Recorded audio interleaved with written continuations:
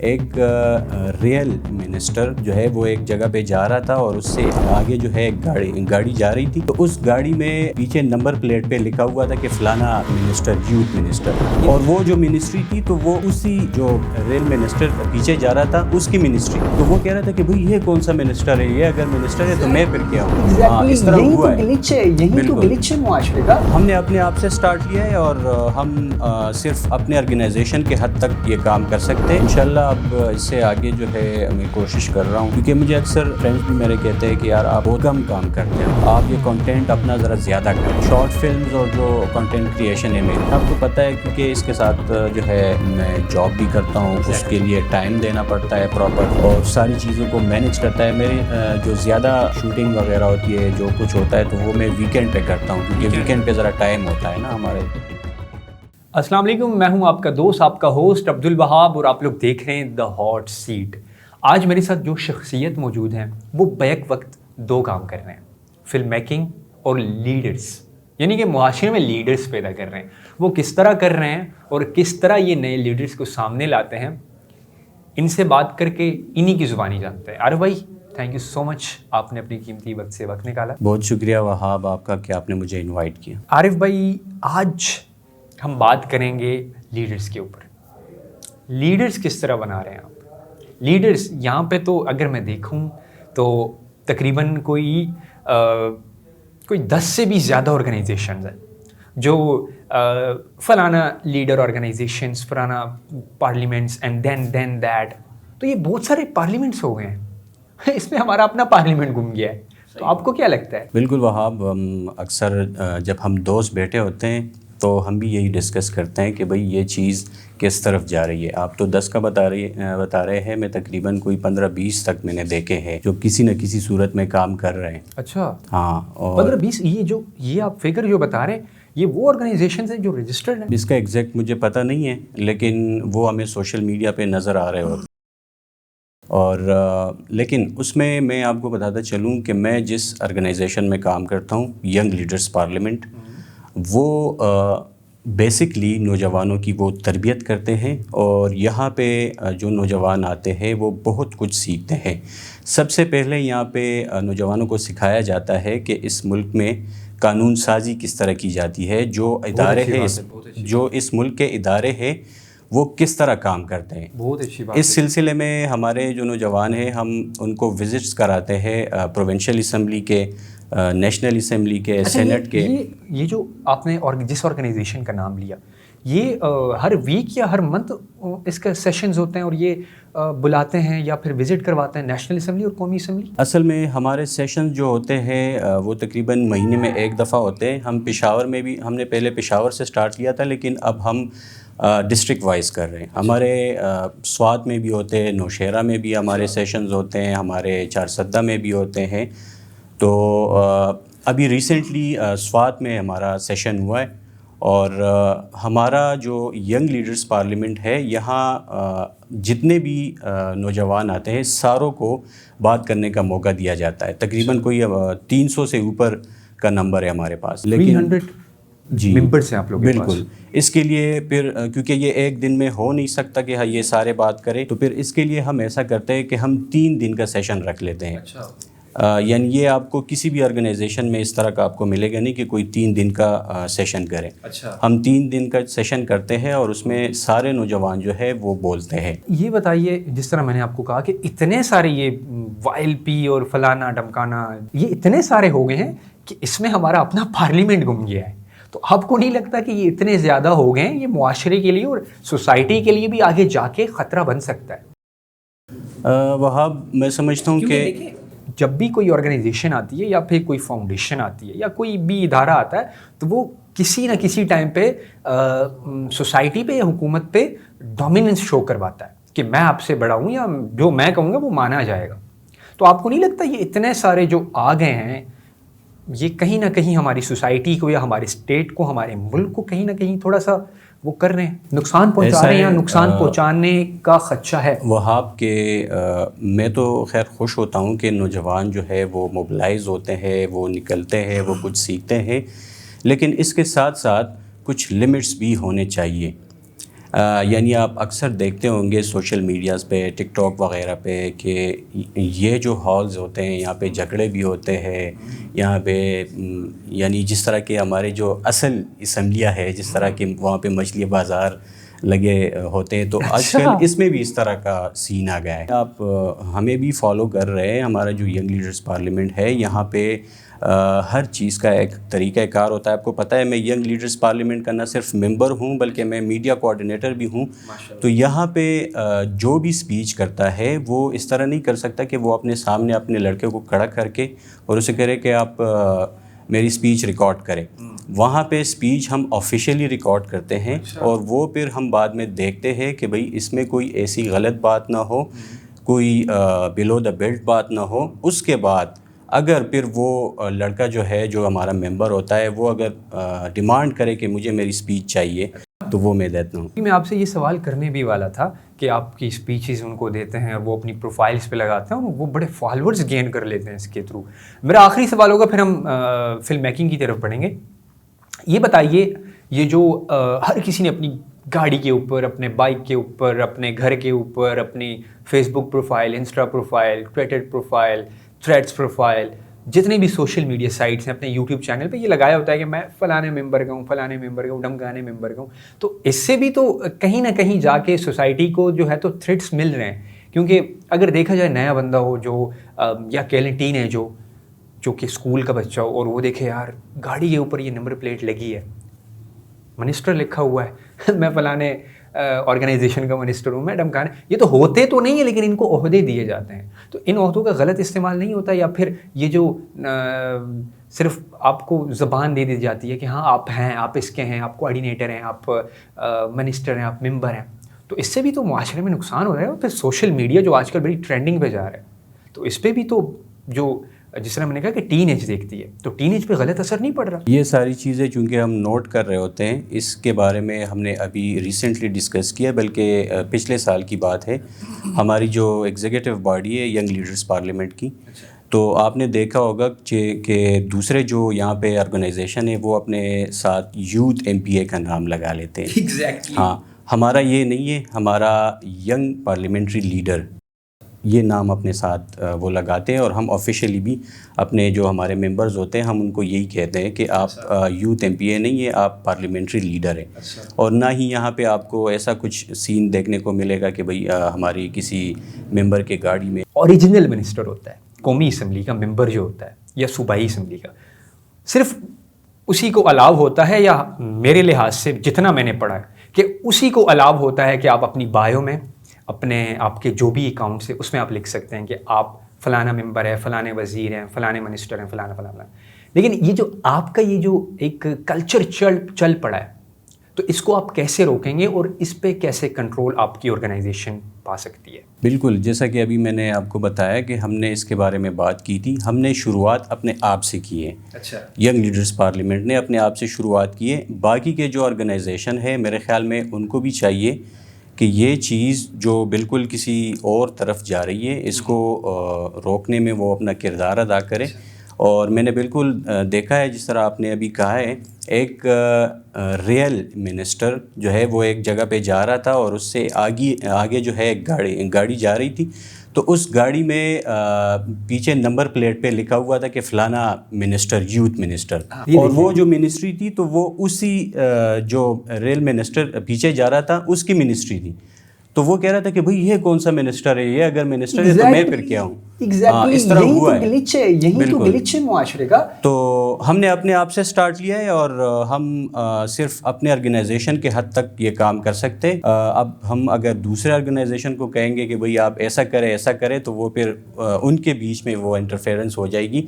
لیکن میرے خیال میں ان کو بھی چاہیے کہ اس کا کچھ کرے. یہ چیز جو ہے نا بہت زیادہ بڑھتی ہے. چلیں یہ تو آپ نے مان لیا نا، یہ تو آپ نے مان لیا کہ ہاں ایک ریئل منسٹر جو اوتھینٹک ہے، جو الیکٹ ہوا ہے، جو عوام کی نمائندگی کر رہا ہے، اور اس نے یہ چیز نوٹ کی ہے اور اس نے اس کے اوپر بات بھی کی ہے. تو یہاں پہ تو یہ ثابت ہوا نا کہ پشاور خیبر پختونخوا میں یہ چیزیں بڑھ رہی ہیں. پشاور میں فلم میکنگ اور پھر اتنی کوالٹی کنٹینٹ لانا اور اتنا پھر اسکرپٹ رائٹنگ کرنا اور پھر اتنی ریسرچ کر کے ایک فلم بنانا کتنا مشکل ہے پشاور میں فلم میکنگ جو ہے اول تو اتنی ہے نہیں، اور اگر کچھ لوگ ہیں تو وہ اتنے فعال نہیں ہے، وہ اتنا کام نہیں کر رہے جتنا ہونا چاہیے، جس طرح لاہور میں ہوتا ہے یا کراچی میں ہوتا ہے۔ میں نے سٹارٹ لیا کوئی 2 سال پہلے۔ مجھے تو خیر شوق بہت پہلے سے تھا، لیکن چونکہ ریسورسز اس طرح کے تھے نہیں میرے پاس، میں نے 2 سال پہلے سٹارٹ لیا پراپر۔ آپ نے بھی دیکھا ہوگا، آپ نے میرے ساتھ کام بھی کیا ہے، اور میں جو فلم میکنگ کرتا ہوں اس میں سٹوری بھی خود لکھتا ہوں، پھر میں اسکرپٹ بھی خود لکھتا ہوں، اور میں انڈیپینڈنٹ فلم میکر ہوں، تو اس کے لیے پھر کاسٹ بھی میں جو میری سرکل ہے مشکل ہو جاتا ہے، کیونکہ ایک فلم بنانے کے لیے آپ کو سب سے پہلے بجٹ درکار ہونا ہے، بڑا مشکل ہو جاتا ہے۔ ایک فلم بنانے کے لیے سب سے بڑا جو مسئلہ ہوتا ہے وہ بجٹ ہوتا ہے، اور بجٹ نہ ہو آپ کے پاس تو یہ ایک فلم یا پھر ایک سٹوری بنانا بڑا مشکل ہو جاتا ہے۔ تو یقینی یہ بات تو بالکل درست ہے کہ ایک کسی پہ انحصار نہ کرتے ہوئے، کسی کو بیچ میں نہ لاتے ہوئے آپ فلم بناتے ہیں، یہ بڑا مشکل کام ہوتا ہے۔ یہ آئیڈیا کہاں سے آیا تھا آپ کا کہ مجھے فلم میکنگ کرنی ہے، جس ایریے سے آپ کا تعلق ہے باجوڑ سے؟ آپ یہ پہلے یہ بتائیے، آپ باجوڑ میں آپ کی پیدائش ہوئی تھی یا پھر آپ پشاور میں پیدا؟ برتھ پلیس میرا پشاور میں ہی ہے، اور باجوڑ سے چونکہ میں بلانگ کرتا ہوں۔ آپ نے فلم میکنگ کا کہا، تو فلم میکنگ بہت سے چھوٹی سی عمر سے یہ میرا پیشن ہے، اور میں چاہتا تھا کہ میں فلم میکنگ کروں۔ تو آپ نے پھر کہا کہ بجٹ کا، آپ نے کہا بجٹ کا ایشو ہوتا ہے، لیکن فلم میکر وہ ہوتا ہے اچھا فلم میکر جو چھوٹے سے بجٹ میں آپ کو اچھا کام ڈیلیور کرے۔ تو میں نے وہاں جب سٹارٹ لیا، میری پہلی جو شارٹ فلم ہے ریونج کے نام سے، اس پہ جو ہے اس وقت مجھے بہت زیادہ اسٹرگل اس میں کرنی پڑی۔ اور یہ نام آپ جو دوبارہ پروناؤنس کریں، ریونج، اردو میں انتقام۔ تو کیونکہ مجھے کرائم بیس فلمیں بہت پسند ہے شروع سے ہی، اور میں نے سٹارٹ اسی سے لیا۔ اس کے بعد میں نے کافی ٹاپک پہ بنائے ہیں، میں نے ایجوکیشن پہ بھی بنائے ہیں جس میں آپ نے بھی پارٹیسپیٹ کیا، اور میں نے کافی ٹالرنس پہ بھی میں نے بنائی ہے، کافی ٹاپکس میں نے اویئرنیس کے حوالے سے بھی میں نے کافی کیا ہے، ریئل فائرنگ کے بارے میں۔ لیکن پہلا جو پروجیکٹ تھا میرا وہ ریونج تھا، اور وہ میری زندگی کا سب سے یادگار پروجیکٹ بھی ہے۔ وہ تقریباً کوئی 15-16 دن میں نے اس پہ لگائے تھے، اس شارٹ فلم پہ، اور وہی میرے لیے سب سے اسپیشل ہے۔ ہمارے ساتھ رہیے، لیتے ہیں ایک چھوٹا سا بریک۔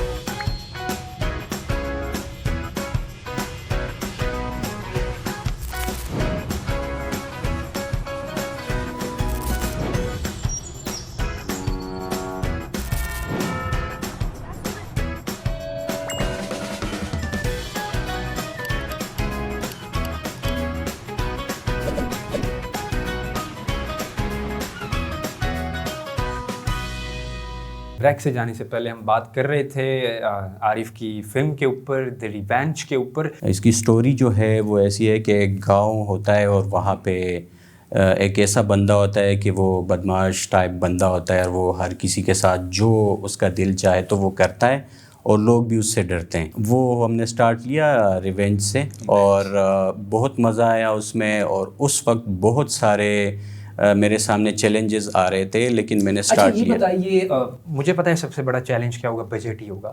تو یہ بتائیے اس وقت جب آپ یہ فلم ریکارڈ کر رہے تھے، اس وقت آپ کا کتنا بجٹ اس پہ لگا تھا، اور کتنا بجٹ آپ سوچ کے آئے تھے کہ یار یہ پہلی فلم ہے، اس پہ اتنے لگاؤں گا تو اتنے بن بھی جائیں گے، لیکن نہ وہ بنے اور لگ گئے؟ بننے یعنی کمانے کا تو کوئی خیر میرا خیال نہ اس وقت تھا اور نہ ابھی ہے۔ ہاں، کیونکہ اس وقت تک اس میں بڑا ٹائم لگے گا، اتنا میں ہوں نہیں ابھی، میں نے صرف سٹارٹ ہی لیا ہے۔ لیکن اس کا جو بجٹ تھا ریونج کا، وہ بہت آپ کے لیے بہت کم ہوگا اور میرے لیے بہت زیادہ ہے۔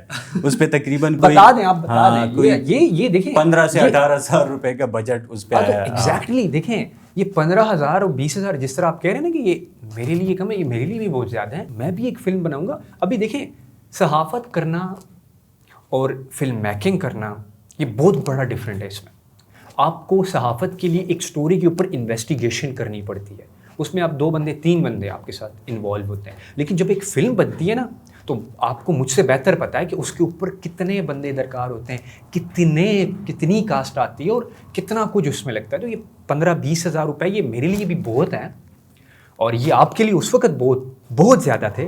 تو ایسا مت سوچا کریں. ایک میڈیا اسٹوڈنٹ کے پوائنٹ آف ویو سے بجٹ نہیں ہوتا. آپ کی بات کہ کم بجٹ میں اچھی چیز بنانا ہی ایک کلاکار کا نام ہے. جی بالکل. اصل میں اس کے بعد وہاں پھر بندہ اس کے بعد جو ہے نا آہستہ آہستہ سے وہ سیکھتا ہے. میرے لیے جو سب سے بڑا چیلنج تھا وہ بجٹ کا نہیں تھا, کیونکہ میں اتنے بڑے بجٹ کا تو کوئی بنانا چاہتا ہی نہیں تھا. میرے لیے جو سب سے بڑا چیلنج تھا وہ کاسٹ تھا اور دوسرا جو ہے لوکیشن.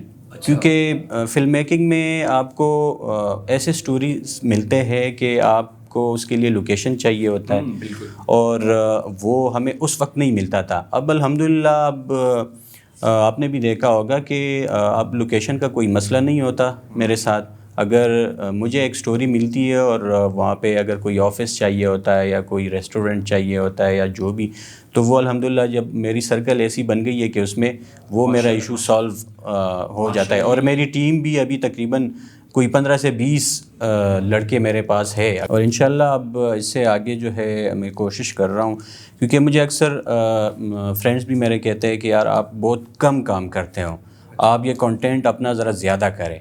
لیکن چونکہ آپ کو جی شارٹ فلمز اور جو کنٹینٹ کریشن ہے میری, لیکن آپ کو پتہ ہے کیونکہ اس کے ساتھ جو ہے میں جاب بھی کرتا ہوں, اس کے لیے ٹائم دینا پڑتا ہے پراپر اور ساری چیزوں کو مینیج کرتا ہے. میری جو زیادہ شوٹنگ وغیرہ ہوتی ہے جو کچھ ہوتا ہے تو وہ میں ویکینڈ پہ کرتا ہوں, کیونکہ ویکینڈ پہ ذرا ٹائم ہوتا ہے نا ہمارے. تو یہی ہے کہ کوشش کر رہا ہوں انشاءاللہ اور میں کرتا بھی ہوں.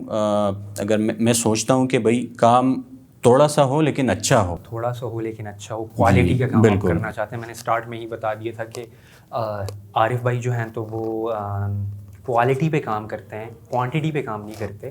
اور جب کوالٹی ہوگی تو کوانٹٹی آٹومیٹکلی وہ انکریز ہوگی.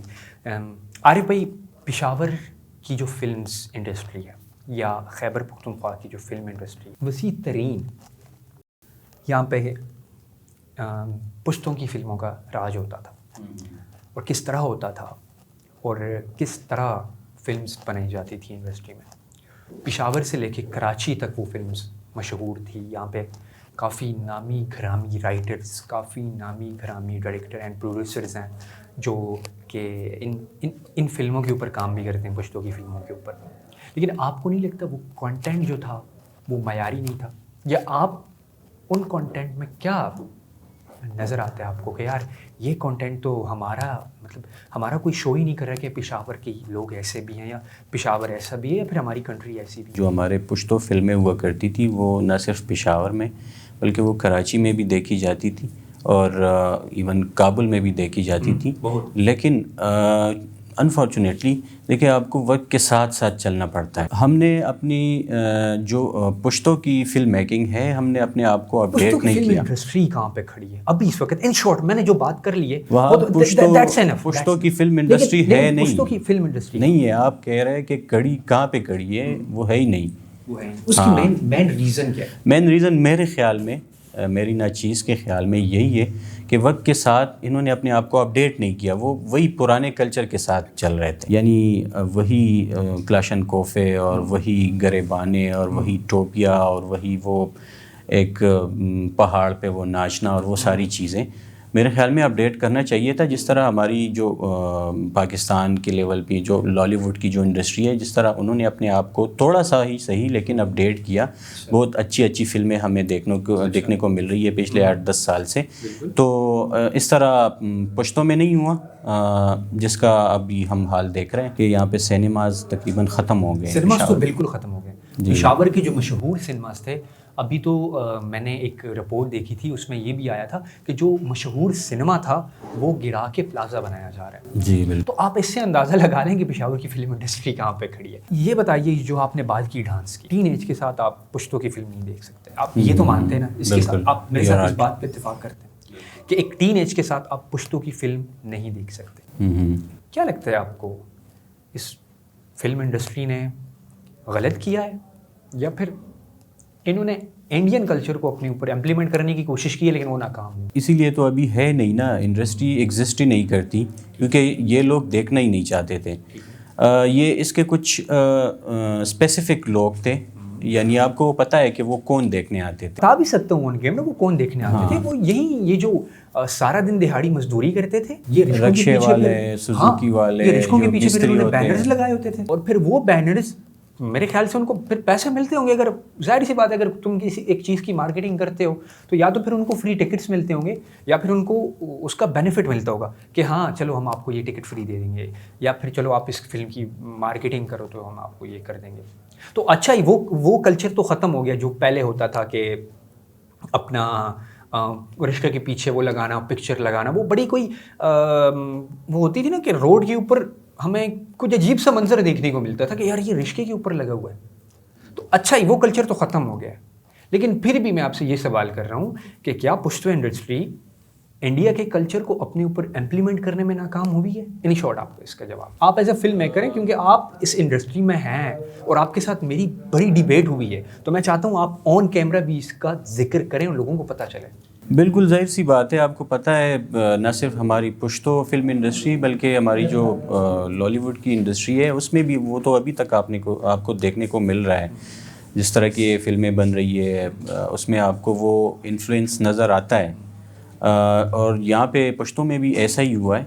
اور میں سمجھتا ہوں کہ آپ نے خود اپنے آپ سے کچھ الگ ثابت کرنا ہوتا ہے.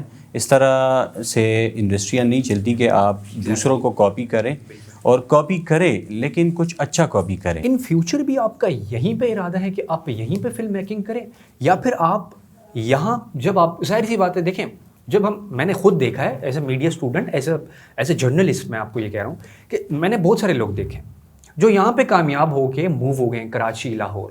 یہاں کی کافی سارے ایکٹرز ہیں یہاں پہ ایک نجی ٹی وی چینل ہے جو وہ کہتے ہیں نا کہ مشینری بنا ہوا ہے، ایک انڈسٹری بنی ہوئی ہے، وہاں سے وہ نکلتے ہیں اور پھر موو ہو جاتے ہیں، دین وہ یہاں پشاور کو بھول ہی جاتے ہیں. تو آپ کو تو اس طرح ارادہ نہیں ہے کہ آپ فیم مل جائے آپ کو، آپ کا اسکرپٹ یا آپ کا مکالمہ جو ہوتا ہے وہ وائرل ہو جائے اور دین آپ پشاور کو موو کر کے کلوز کر کے کتاب چلے جائیں کراچی، لاہور یا پھر کہیں فارن شفٹ ہو جائیں. پشاور تو چونکہ ہمارا آبائی علاقہ ہے اور یہاں پہ پلے بڑے ہیں، یہاں پہ ہماری بچپن کی بہت یادیں ہیں. لیکن اس لحاظ سے جائیں گے اگر کوئی ہمیں شوٹ کرنے کا ارادہ ہو، نہیں ہم یعنی ساری عمر کے لیے تو نہیں جائیں گے. اب میں کہہ رہا ہوں کہ اگر کسی جگہ شوٹ کرنی ہو یا کوئی دوسرے ہمارے فلم میکنگ کے حوالے سے جانا پڑے تو اس کے لیے جائیں گے. ادروائز اس طرح کا کوئی ارادہ نہیں ہے. ہمارا ملک ہے، ہمارا صوبہ ہے اور ہم یہاں پہ رہیں گے انشاءاللہ، اور یہاں پہ ہی ہماری زندگی ہوگی. اچھا، یہ جو اسکرپٹ رائٹنگ آپ کرتے ہیں، یہ جو آپ موویز کے اوپر یا پھر آپ اس کے اوپر ریسرچ کرتے ہیں، تو یہ کس طرح کرتے ہیں، کہاں سے کرتے ہیں؟ اس میں ایسا ہے وہاب کہ میں نے یعنی ہم خود بھی فلمیں دیکھتے آئے ہیں، بچپن سے دیکھتے آئے ہیں، تو وہ سارا انفلوئنس بھی ہوتا ہے کہیں نہ کہیں. آپ لوگوں کو تو پتہ نہیں ہوتا لیکن وہ مجھے پتہ ہوتا ہے. تو کچھ ان سے بھی ہم نے سیکھا ہوتا ہے، وہ ہمارے ذہن میں پچھلے 10-15 سالوں سے چل رہا ہوتا ہے. تو اور کچھ جو ہے ہم ڈیلی لائف میں بھی ہم آبزرویشن کرتے ہیں، تو اس کو پھر ہم لکھتے ہیں اپنے ساتھ اور پھر اس کو ایک فلم کی شکل دیتے ہیں. Thank you so much.